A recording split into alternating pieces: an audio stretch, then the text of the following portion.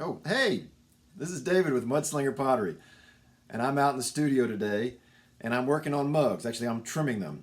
So I thought I'd do a quick video, and I'll show you how I make this three-footed mug. Really easy, kind of fun. Adds to the look and the appeal of the mug. It also takes a little bit of the weight off, but I still have that nice foot down on the bottom. It also gives me an area to where I'll glaze to. And then the really nice thing about this is when you put this in the dishwasher, that water doesn't pull up, it'll drain out. And the customers love that. So I've got a new setup here. I've got a bird's eye view of me trimming this pot. So I thought I'd give it a shot and let you guys see how it works out. So I'm going to switch the camera now and we'll get to work. Okay, so I have a Giffen grip and I like to put just a little bit of water here. It just helps to keep the pot held in place, kind of glues it. So I'm going to tighten the Giffen grip up, but I also want to check it because sometimes it's just a little off, and that's pretty good. I give it a nice little pop, and then I'm ready to start trimming this pot. So I'm going to work on the side first, just clean it up, and I'm trying to get a nice transition right at this spot.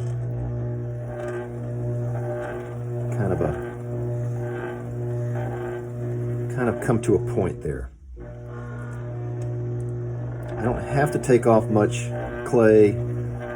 It's thrown pretty well and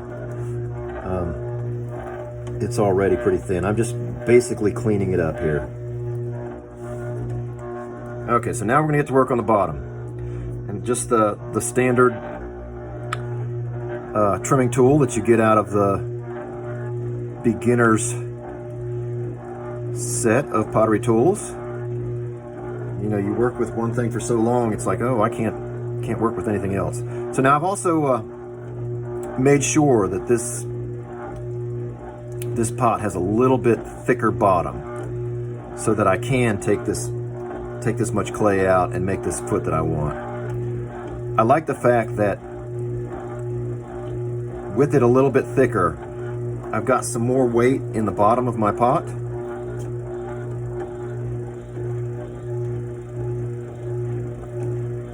But the nice thing of trimming out the 3 feet is it takes a little bit of that weight off of there. And like I said before, it does a couple things. It creates an area where I'm going to glaze to.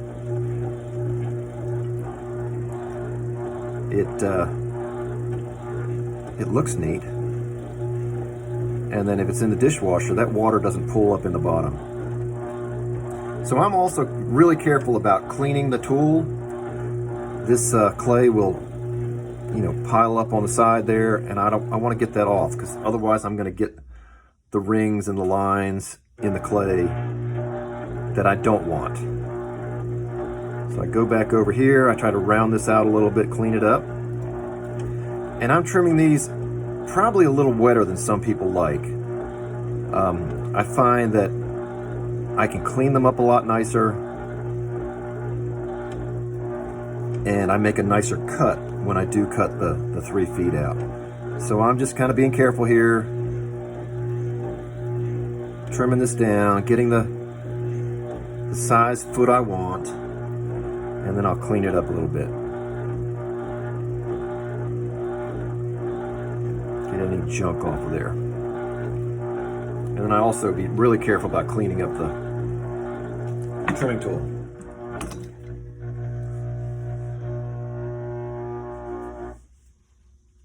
Okay, and I've lost my tool. Ah, here it is. Okay, so here's another great trick. Is using the red ribs, and this one's starting to get clear. I've used it so much. And just get a little water on there and hold this right on the bottom of the pot, right on that foot. And you can see how it just smooths it out. So this way, you're gonna avoid some of those little grog or the sand that's sticking up in the bottom of your foot. and scratching somebody's table. I mean, I'm making mugs that I want to be used, so I don't want someone using this in the morning and then just tearing a big gouge out of their nice wooden table. Okay, so I've got it ready. And now what's nice with the 3 feet that I make is the Giffen grip has 3 evenly spaced points, so I use that as a guide and just set the tool right in there and just pull that off. You got to be really careful that you don't dig too deep and cut a big slot out of this. So I watch it pretty careful, and then I can kind of clean this up. There's one. And like I said, here's the second Giffen grip holder. And you can probably see that this clay is a little bit wetter than some people like to trim. I'm not getting any dust flying off these mugs, which is another thing that I like. I don't want all that dust. I don't want to be breathing it all in. So if I'm trimming it when it's just a little bit damper, I can avoid some of that. Okay, so now I take just a finger, slip it in here, and I smooth out that edge. If I leave that edge right there real sharp, that is where it's going to chip. So just smoothing it out a little bit is enough to keep it from chipping off, keeping it looking good. Just round that edge just a little bit. Smoothing it out, cleaning it up. Last one. Smooth it out. Take that hard 90-degree out of there, and that'll help keep it from chipping off right there in that spot. Last but not least, I have a stamp. And this is another reason why it's nice not to have the clay too dry when you're trimming, if you're putting something in the bottom of your pot. So I get that nice Mudslinger Pottery mark in there.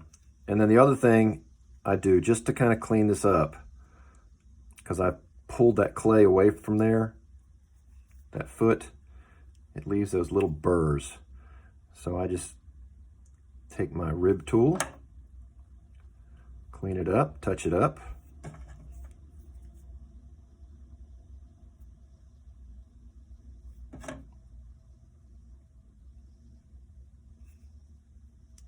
And there we have it. And I'll glaze right down to that line.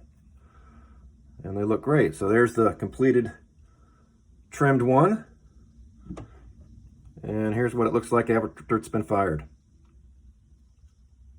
So this has been David with Mudslinger Pottery here in Charlotte, North Carolina. I'm back here on my back porch working in my little home studio on trimming mugs. And I hope you got something out of the little video on trimming the mugs and adding the 3-footed foot. And if you do make these and you take them out to shows to sell, tell folks that the water doesn't pool up in the bottom and they just love it. If you're anybody who's ever pulled a mug out of a dishwasher and poured it all over yourself or your socks, it's kind of a nice little feature, and folks really love it. So if you got something out of this video, and I hope you did, please hit that subscribe button, hit the like button.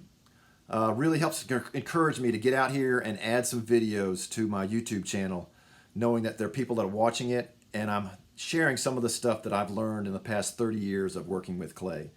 So, hope you all have a wonderful day. Hope you all can get out and work with some clay. And if you're not a potter, get out and support potters who are making mugs and bowls and all kinds of pretty things by hand. So you all have a wonderful day. Thank you. This is David with Mudslinger Pottery. Bye.